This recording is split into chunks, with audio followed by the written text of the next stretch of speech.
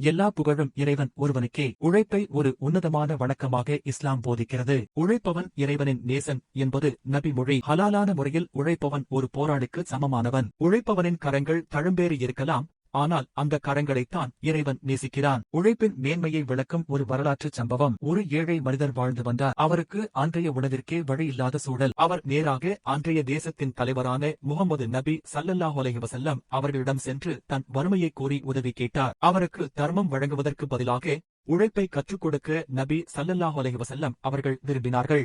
நபி ஸல்லல்லாஹு அலைஹி வஸல்லம் அவர்கள் அந்த மனிதரிடம், உமது வீட்டில் ஒன்றுமே இல்லையா என்று கேட்டார்கள். அதற்கு அவர், அல்லாஹ்வின் தூதரே, எங்களிடம் ஒரு போர்வையும் ஒரு பாத்திரமும் மட்டுமே உள்ளன என்றார். அந்த பொருட்களை எடுத்து வரச் சொன்னார்கள். அங்கிருந்த மக்களிடம் அந்த பொருட்களை ஏலம் விட்டார்கள். அவை 2 நாணயங்களுக்கு விற்கப்பட்டன. ஒரு நாணயத்தில் உணவு வாங்கச் சொன்னார்கள், மற்றொரு நாணயத்தில் ஒரு கோடரி தலையை வாங்கி வரச் சொன்னார்கள். அந்த தேசத்தின் தலைவரான நபி ஸல்லல்லாஹு அலைஹி வஸல்லம் அவர்கள் தன் சொந்த கரங்களால் ஒரு மரக்கம்பை தேடி எடுத்து அந்த கோடரி தலைக்குள் பொருத்தி அதன் கைப்பிடியை தயார் செய்து கொடுத்தார்கள். பின்னர் அவரிடம், காட்டிற்கு போய் விறகு வெட்டி விற்று பிழைத்துக் கொள்ளும். அடுத்த 15 நாட்களுக்கு உம்மை நான் இங்கே பார்க்க கூடாது என்று கட்டளையிட்டார்கள். 15 நாட்களுக்கு பிறகு அந்த மனிதர் வந்தபோது அவரிடம் 10 நாணயங்கள் லாபமாக இருந்தன. வறுமையில் வாடிய ஒரு மனிதன் இன்று தன் சொந்த உழைப்பால் ஒரு வெற்றியாளராக நிமிர்ந்து நின்றார். அப்போது நபி ஸல்லல்லாஹு அலைஹி வஸல்லம் அவர்கள் சொன்னார்கள், மறுமை நாளில் உமது முகத்தில் பிச்சை எடுத்த அடையாளத்தோடு நீர் வருவதை விட உழைத்து வாழ்வது உமக்கு மிகவும் சிறந்தது. ஆதாரம் அபூதாவூத் 1641. இவ்வரலாறு நமக்கு சொல்லும் செய்தி,